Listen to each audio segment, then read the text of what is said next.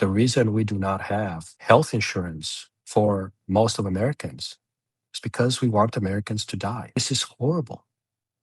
We want Americans to die because if they can't afford to buy, we don't need them. The people that can't afford to pay for expensive insurance, they can't afford to purchase and to benefit the big corporations. So therefore, from their perspective, America is better off without them. And this is done intentionally. And both sides of the aisle are complicit in this, both Republicans and Democrats. This is Extracted with your hosts, George Nguyen and Alex Thymmons. All right, so we're doing this again. Yes, we are. Welcome back to the show, everybody. It's the closure of Strait of Hormuz is definitely being felt around the world right now. I know there's pictures out of LA already where gasoline prices are spiking to over $8 a gallon. So it's definitely having real consequences, right? Oh, you have $8 a gallon over there? Yeah, we're seeing pictures out of LA already. It's $8 a gallon. Here, that is insane. Here in the Bay Area, not as insane, but right now, even for regular unleaded, it's around $5.50, which is a slight uptick from the previous week, but nothing as crazy as LA yet. But we'll see, right? It's still early days. It's only been 10 days of this crazy war, so... The highest I've seen in New York was about 4.5. It gets a little pricier out here, but... Yeah, so it's interesting. I looked into this too, and we spoke about this, that why are we paying more for gas because of the Strait of Hormuz, right? Because if we look at, we're importing very little oil from the Strait of Hormuz. I think it's less than 2%.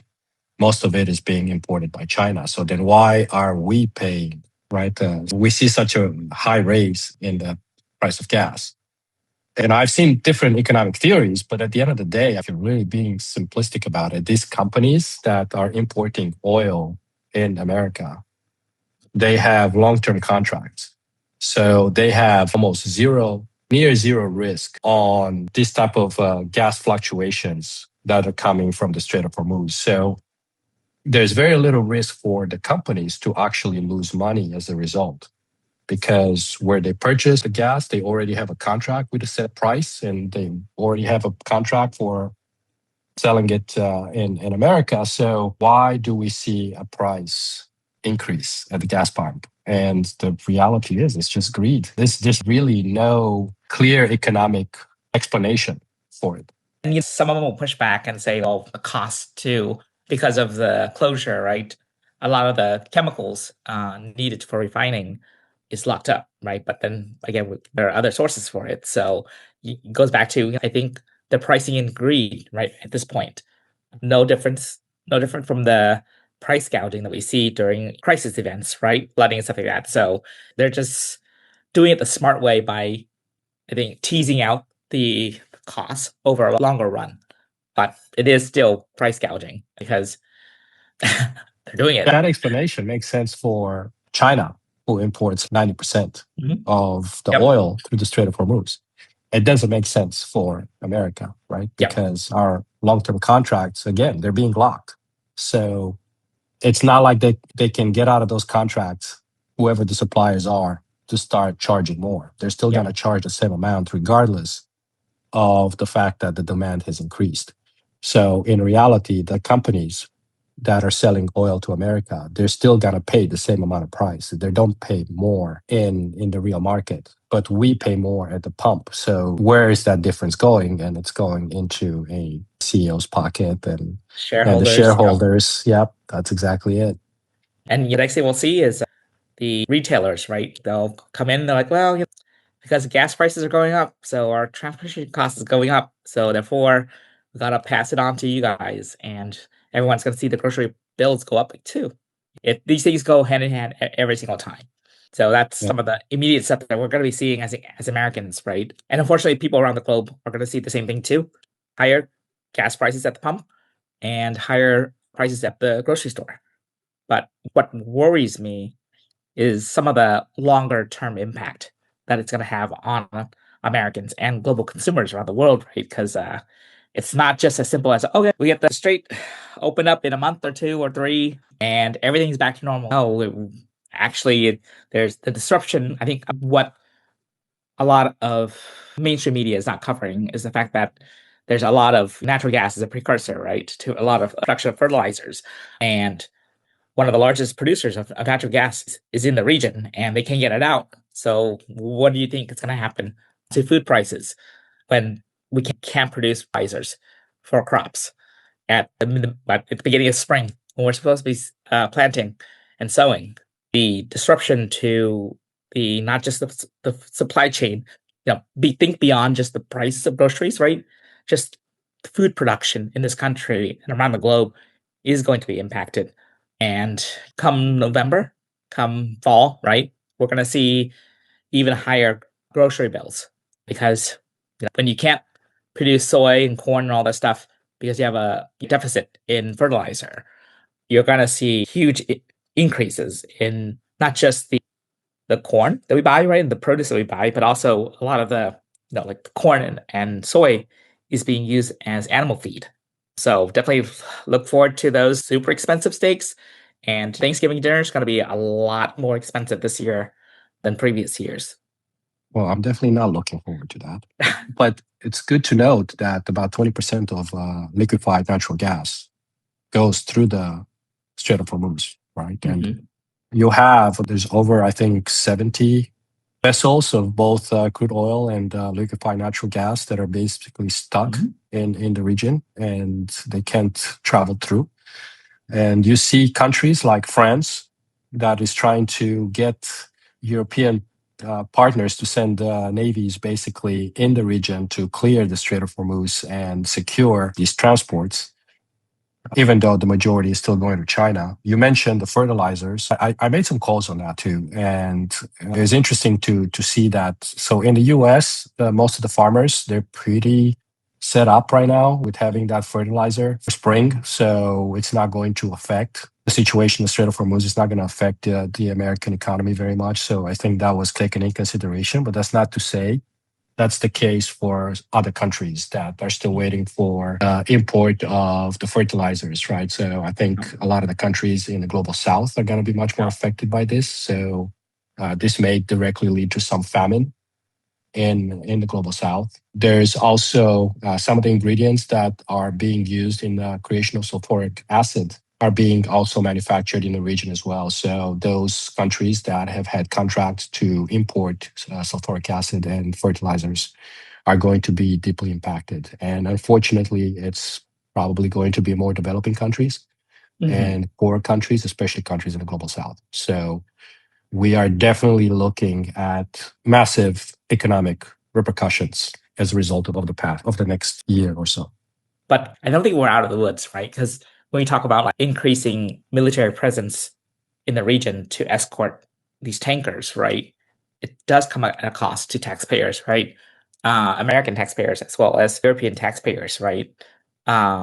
Bigger defense budgets to ensure that we have personnel that are able to be there 24/7 to help move these tankers from point A to point B.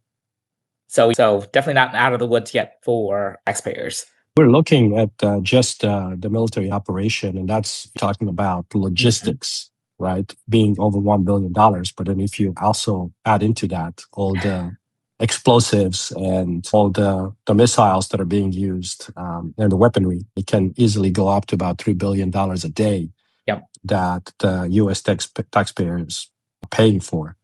Well, how do you see this being resolved anytime soon?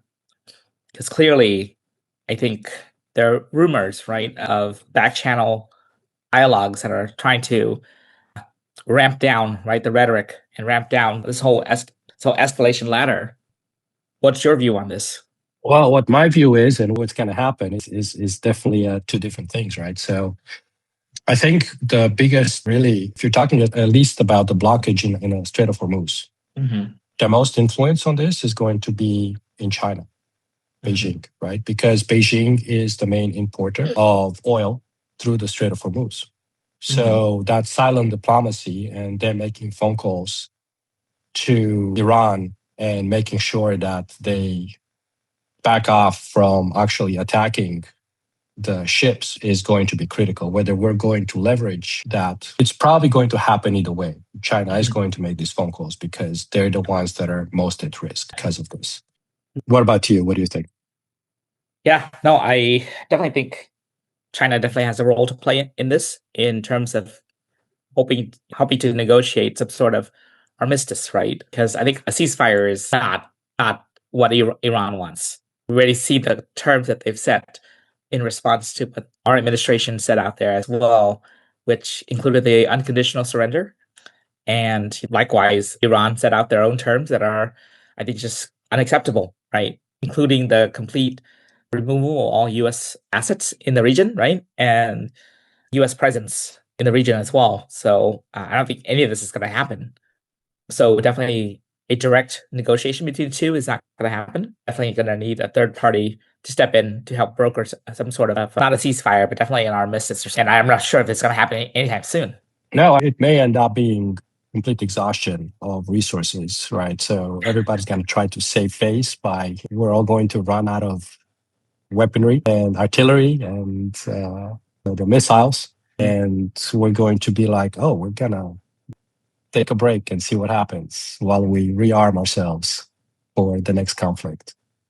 So it's very unfortunate because you have a lot of Iranian people that were really hoping that this would lead to a change of regime in Iran. And was what I found interesting a few days ago, Trump came out and was like, well, everybody we had in mind to replace the current government is dead.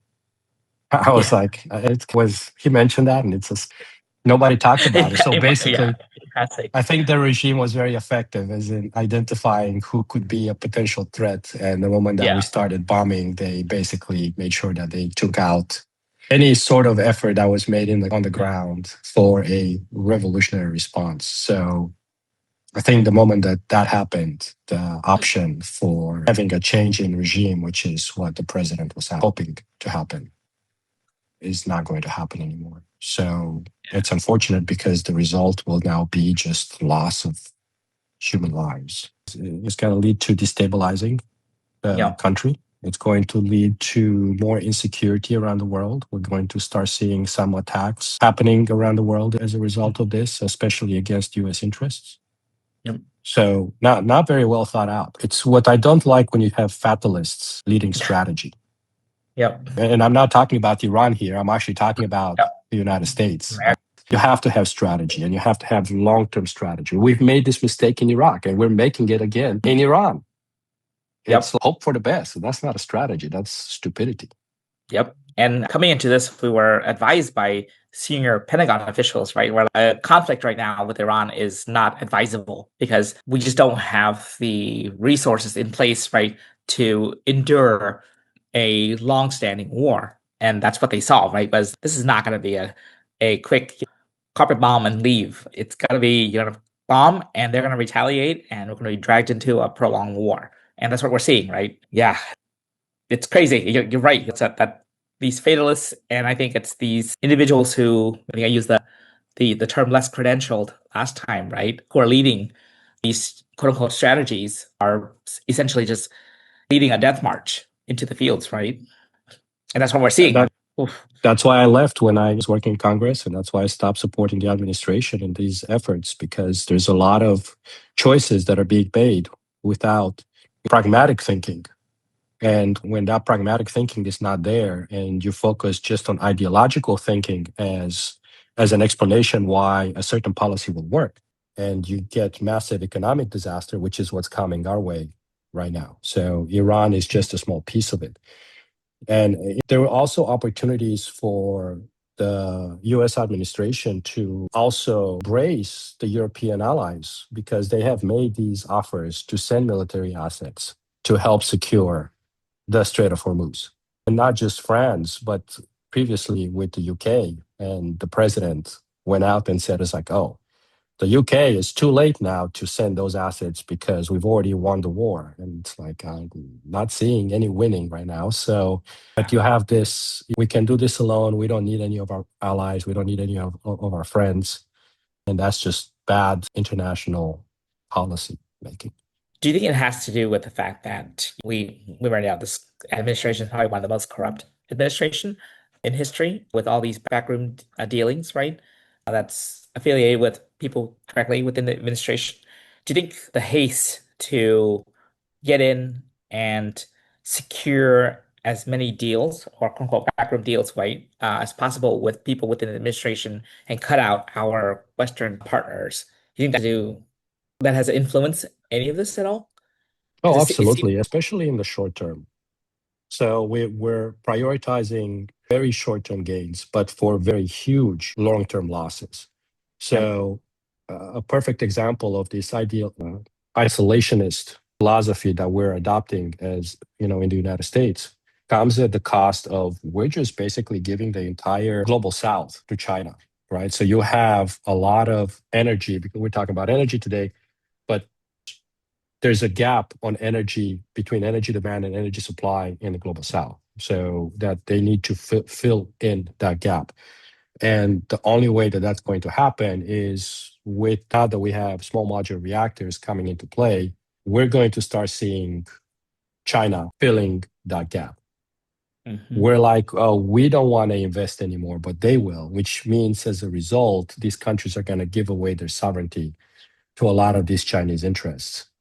And as a result, they will adopt a Chinese style economy because they will be forced into it in order to keep having that constant supply of energy. So all of our deals that we're making are completely leading us in a direction of we are just allowing China now to attain that global supremacy. And we are going to put America first on second place. But this is the nature of our system, right? The capitalist maximum extraction system. So it's hard for us to blame anybody but ourselves when you think about who are the beneficiaries of these crises, right? It's always the defense sector first, right? Because every single bomb that gets dropped means more money, more profits for shareholders later on. But going back to the military contractors are always going to be the first to line their pockets, right? And then we see the people at home, right? The retailers at home from the gas pumps, right? Extracting capital as well from people. And then we see the grocery retailers extracting from the people as well. But it seems that's the problem all along, right? It's that our current system, it responds to crisis in this way, right? That it doesn't see it as an opportunity for helping people, but rather an opportunity to make more and more money. It's humanity and the human priority is already no longer a priority. It's more, if you're not helping in the process of production, then you're not a priority.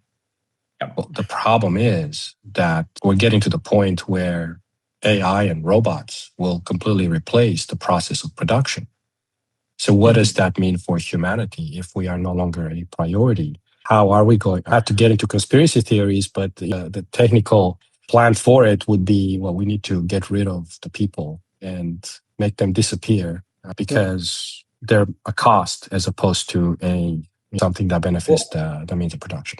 Well, even a more basic question, right, is sure, you have all these robotics and large language models that are supposed to help make production more efficient. So you produce more for whom, right? Who is going to be able to afford any of this stuff if you push people out of the workforce and they can't make a living anymore? Because right now, we talked about in this system right now, people's value are determined by the work, right? How much they can produce. And once you replace their productive years with robots, what happens? Then all of a sudden, there is no value anymore. People have no value. They're getting paid. They can't afford anything. They can't afford to eat. They can't afford to live. Then why do we need these robots in the first place to produce, right? And it seems like the war machine will become the way to actually enforce the current system because it's in the process of collapsing. Even if with the Strait of Hormuz, the Central Command is already talking about militarizing the strait.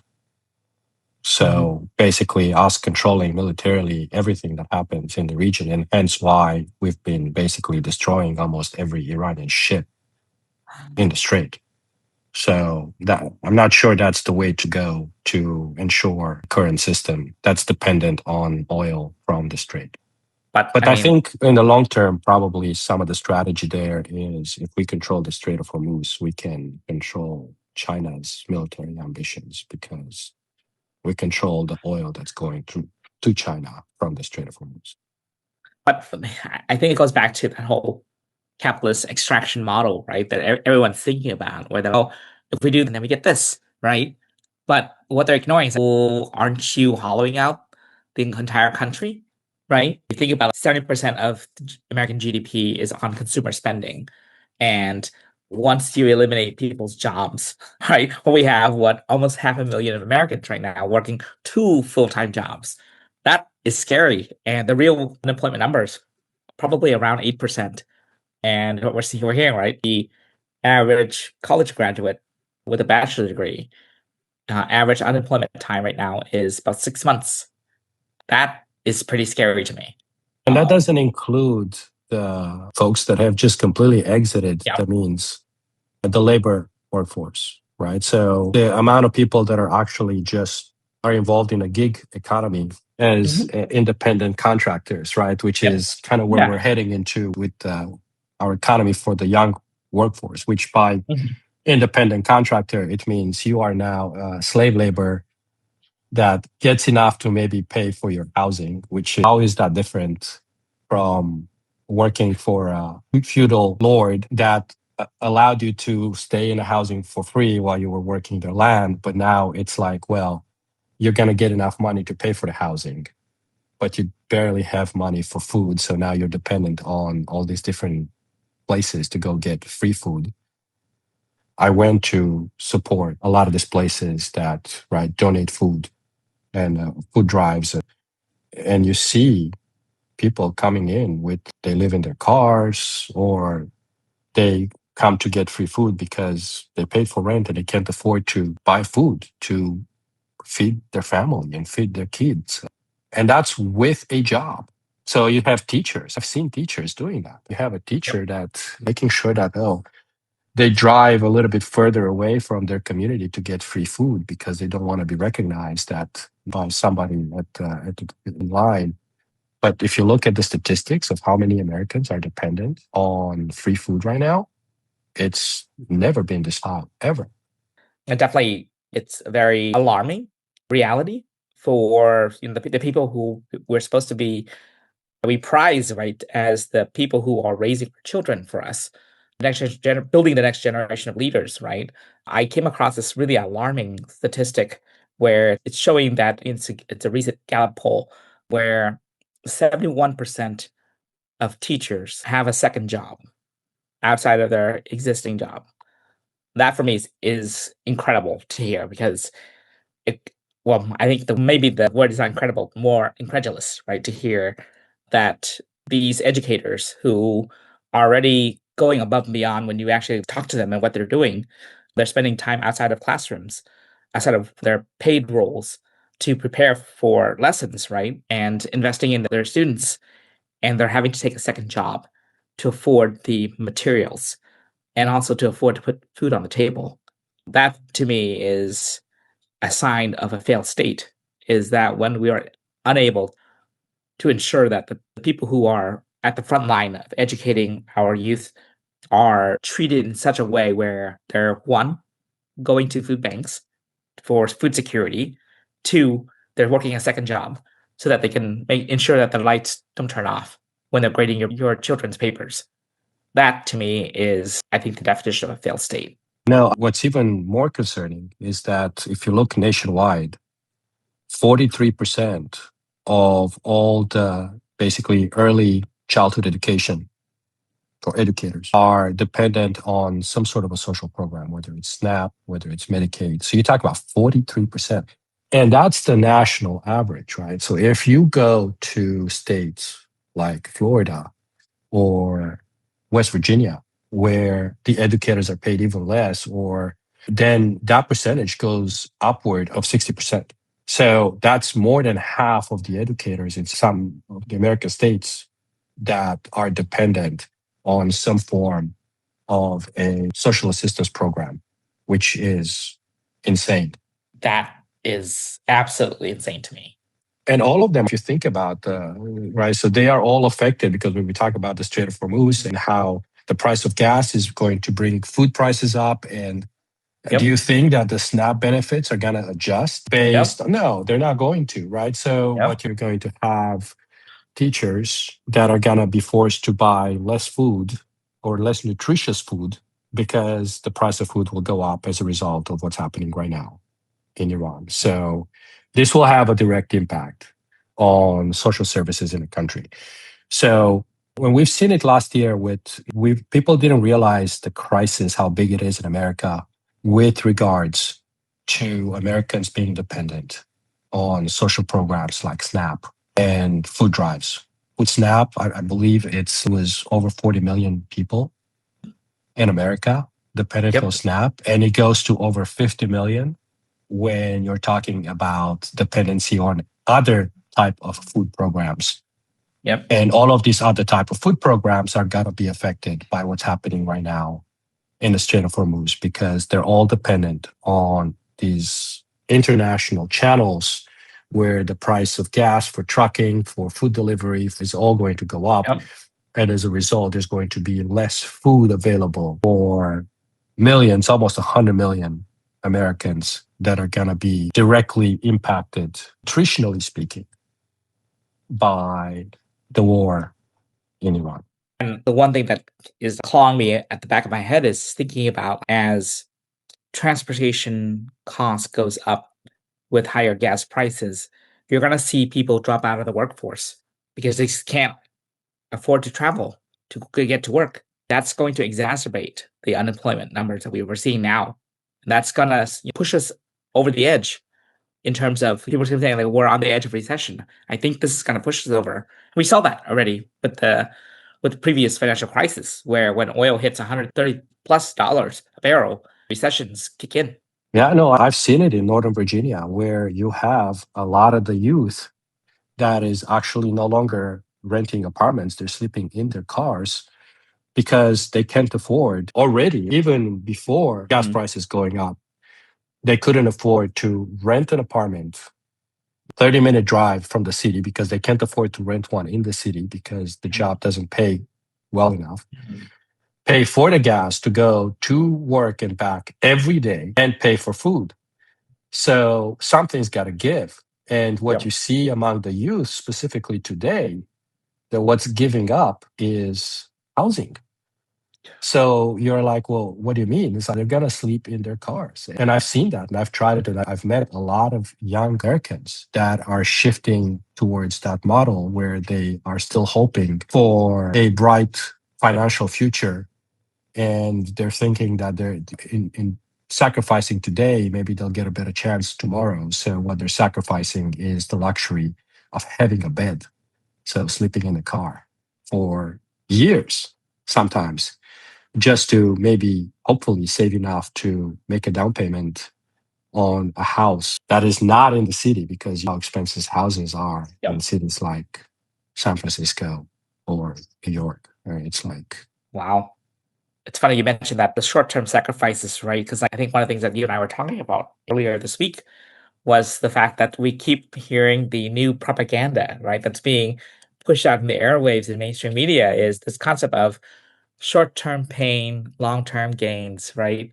Almost like it's socially conditioning Americans to accept their fate right now, where you're going to see higher food prices, you're going to see higher gas prices.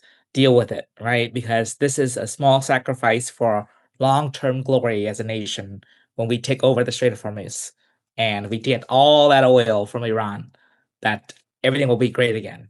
But the reality is, who is going to be actually doing the extraction of value, right? Even if we are able to capture that oil or even the Strait of Hormuz, right? It's not going to be everyday Americans. Hoping for a trickle down is probably the pawn of the century, right? To be able to convince people that as long as the shareholders are fat and happy, everyone's going to get a piece of the pie, right? Maybe it's the syrup that drips from their mouth or something. well, a perfect example of how fair our system has become is current administration pushed tariffs as this is going to help the American people. And it hasn't, right? So what you're seeing in reality is if there was any benefit that was gotten by anybody in America was the big corporations that basically put all that extra income into their net profits while basically charging the costs of the tariffs to the people, right? So you see this inflation in the prices as a result of the tariffs. The companies are making actually a lot more money as a result. When it comes to the health of our economy, it shows that we've never been healthier ever in the past because look at how much money we're making as a country, but the reality is these big corporations. While at the same time, you have somebody who's dependent on SNAP for food, and the average SNAP benefits per person are about $187 a month. So those benefits haven't really gotten up, right? What you see is the increase in the price of food. So in reality, the tariffs didn't help the people at all. But on the books, it shows that we've never been healthier as an economy. While people are living in the car, teachers work multiple jobs to survive. And what the new data that came out, where 19% of federal campaign spending comes from 300 billionaire families. That shows you who owns our representatives, right, in government.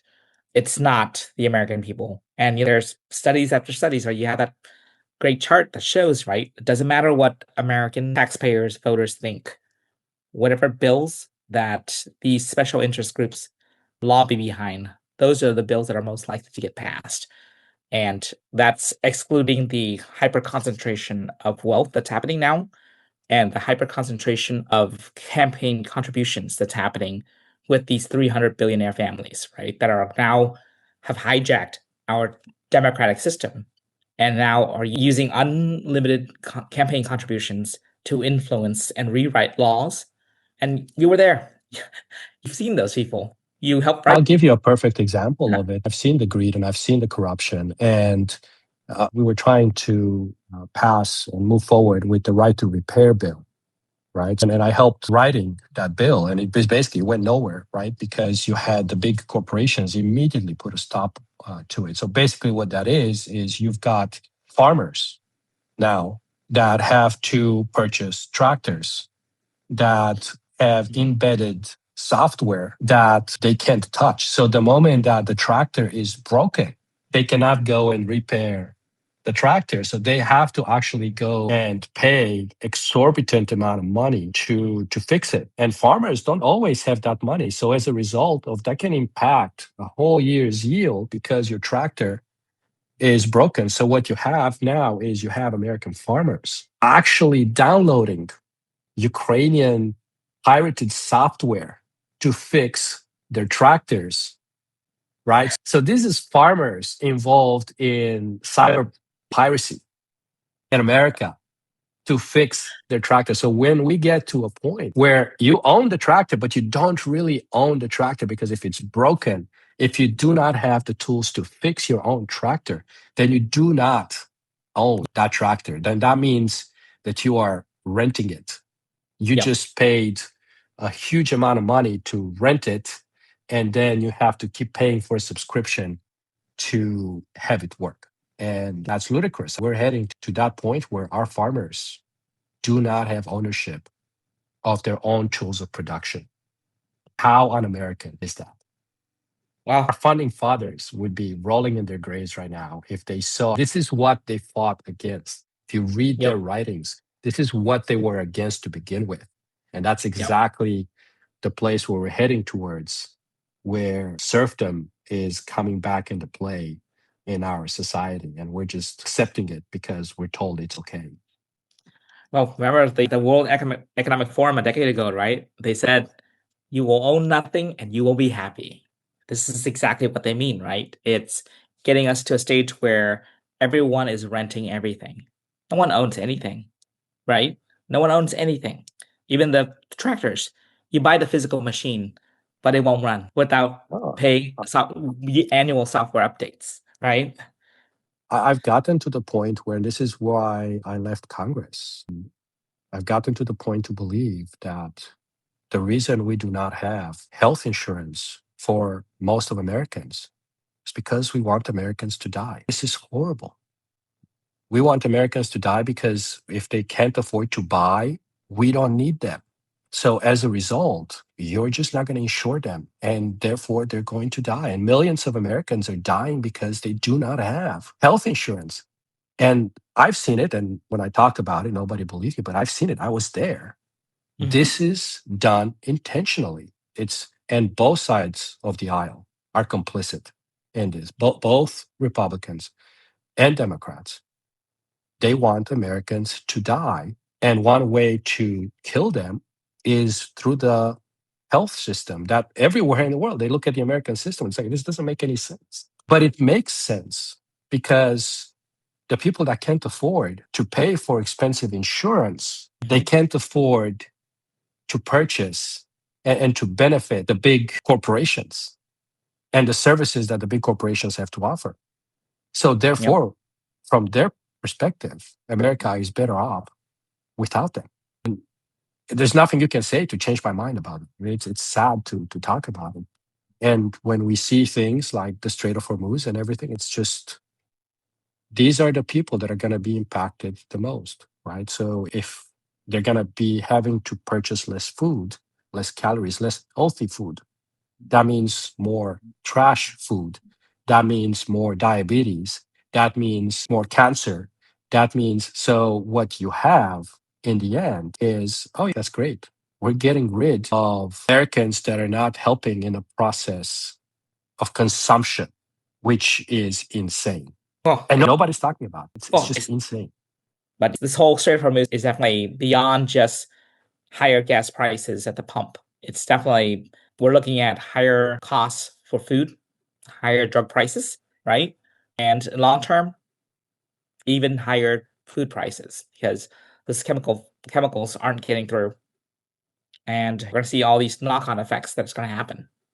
Well, I think what the fourth part that I talked about, right, was that I mentioned earlier was about what's the mutualist solution to all this. So here's how I see it, right? So the current framework that we have is all around freedom of navigation, right? And that essentially is a free riding on regional sovereignty, right? So you just sail your ships through and say, hey, this is part of freedom of navigation, right? But it doesn't speak about the current entities that are extracting value from this framework, right? It's mostly insurers, right? Which Lloyd's of London, right? They're the shippers, right? Maersk and all this stuff, right? That are transiting through. And they're the military powers like the US and the naval powers, where they're able to provide security, right? And arms deals to protect these cargoes. But when you look at it, the regional people who own the land and the sea lanes, right? They don't have a real stake in the safe passage of these ships. What if we are to apply the mutualist model where a Strait of Hormuz transportation authority is created? It's a state-owned entity, corporation that's owned by the countries that share the Strait of Hormuz. All of a sudden, every single ship that passes through pays a toll. And that toll is dispersed amongst the state owners of the new transit authority. All of a sudden, these players who own the land and the water sea lanes now have a bigger stake in ensuring that the flow of traffic continues and that a disruption in that flow becomes a cost to them. We definitely need a new global or regional order, so to speak, when it comes to implementing mutual solutions, right? Because you cannot have all the supply chains being controlled. And right now, that's what we have. We have the supply chains being controlled by very few companies. And if you do not fall in line with certain priorities for the 1% or the 0.1% of the population, then all of a sudden you will see your supply chains being severely impacted and your accesses to basic services being hurt, right? So you need a two-front approach, right? So you need one that is at the local level, where local communities come together to try to find local solutions. And I would say that's even a priority because big corporations will not give away their power. I've seen it again in Congress where the bill we worked on, it died very fast. So the solution then comes to the local levels, right? So can you have local communities making sure that their teachers are doing okay? Because the big corporations are not going to ensure that happens. They don't care. No. And then you need to eventually have it done at the legislative level. And when you have it done at the legislative level in America, then you can talk about global level because Europe, South America, all of these countries will also follow through and start adopting some of these mutualist solutions. So it starts locally and then it grows from there. I'm in agreement there in that I think this mutualist model definitely requires the community involvement, right? And the unit is not necessarily the individual. It needs to be the neighborhood and the school district, right? Because that's where the bond is strongest at the school district. All the parents, all the teachers, the administrators, all the people who are engaged with upkeep in your community. That's where relationship is really strong. And I think that's where it should be cultivated to make these ideas a reality, right? Building stronger communities through this mutualist pact that we ensure that our neighbors don't go hungry as much as we ensure that our family doesn't go hungry. That builds and strengthens the community. And you think even from a extraction standpoint, right, where local communities supporting local businesses, right, strengthens the tax base, inflates the home prices because the school all of a sudden the teachers are well paid, well fed, and they're educating their kids. Kids are performing better, scoring higher scores on tests, delivers a stronger score for the school, right? Which makes the district or the neighborhood more desirable to parents who are looking to relocate, right? All of a sudden, you have this knock-on effect where you're encouraging more affluence and more local spending power within your neighborhood, within that school district. And then all of a sudden, people realize that why am I supporting this faceless corporation when I can actually drive more of my spending to local businesses to support the local tax base? I think that once we get that kind of thinking back into mainstream America and throughout the world, right, to think about where your tax dollars go, and then where it goes is heavily reliant on how you spend it, right? So if you're going to give that mom and pop that $100 that you're going to spend at a Texas Roadhouse with a major corporation, you're going to see more of those dollars stay within your community as opposed to driving it away to another faceless corporation. Because most likely, those parents, small business owners have children who are going to school in the area too.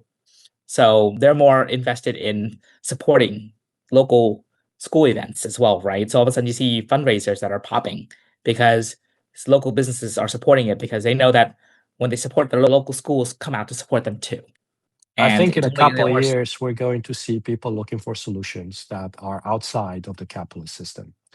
And Yep. everybody I spoke to, they encouraged what we're doing because it's needed. So it encourages me to keep moving forward with these podcasts and with getting the right people on board to start exploring, because it's not just us, right? So how do you find what the mutualist solutions look like? Yep. We don't know, right? Yep. We have an idea, but we're building the base to look deeper into these mutualist solutions that America will depend and Americans will depend on for survival. Yep. And we invite every one of you who are watching, right, to join us. Share, and leave a comment and provide feedback. We have a website, mutualistparty.org, that you should go to. And we invite you to join the mailing list and to engage. We want more dialogue and to figure out what does the rest of America want? Because we know we don't want this, what we have right now. It's horrible. And we need to figure out a solution together. And why? Because we all care about ballet and opera. We love ballet and opera. So we definitely want to add something stupid in there. That's great. All right. This is good. This is good ending. So Until next time, I will see you out. All right, sounds good. All right, bye. So I think we should definitely invest in some Mutualist Party T-shirts or caps. I also thought about these bandanas or handkerchiefs that we can hang around our necks. Because did you know about the story about the word redneck came from? No, enlighten me. So I might be getting this story a little wrong, but it's actually around factory workers in the South wanted to show solidarity with the whole labor movement. And so they wore these red handkerchiefs or bandanas around their neck, and they were called the rednecks. And so that was actually where the term came from. So it wasn't just a derogative term, but actually was a term that represented solidarity that probably got hijacked by some group to make it more derogatory. But I'm not sure. I'm not sure if I'd want to do handkerchiefs around the neck that are orange. It kind of would bring me back to my pioneer or pre-pioneer days in Romania. We used to be forced to. We used to be called, what is it? The Eagles of the Nation or something like the Falcons of the Nation or something like that. It was it's basically we had to wear these orange band or handkerchiefs around the neck. Yeah. So with the Mutualist Party having orange as a color, I'm not sure I want to do that. I think it would bring me back to some pretty traumatic experiences. PTSD for my communist upbringing, which is horrible to begin with. So